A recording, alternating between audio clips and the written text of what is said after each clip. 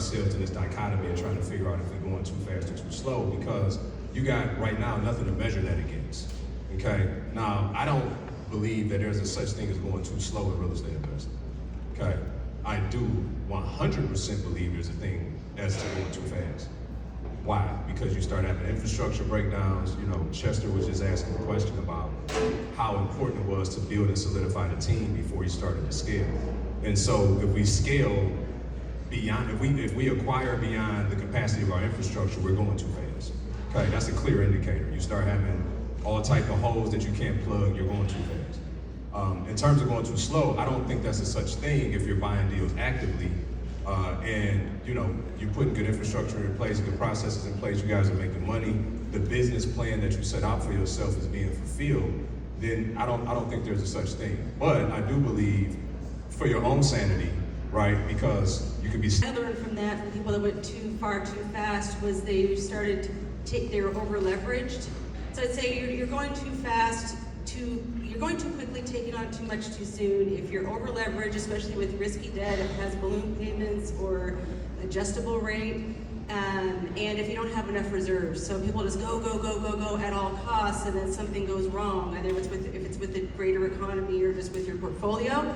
Again, if you have your right team set up, you are less likely to have those types of disasters, but there's things you can't control out there, and I knew a lot of good people that lost everything, and the great ones learned from it and came back stronger, but a lot didn't and lost everything. And so be very careful and mindful of the debt that you take on, and make sure that you've got your reserves. It's okay to take, I mean, in some circumstances it makes sense to make those riskier plays if you have the reserves to be able to withstand whatever scenario life might. You just said, and from what I'm gathering from you, I see you may have a shiny object syndrome a little bit. So just be mindful of that, and social media portrays this glamorous version of people's lives and all that they have, but that's not always the case. And you don't even really need to be up here asking the question. You already know the answer if you're going too fast or too slow.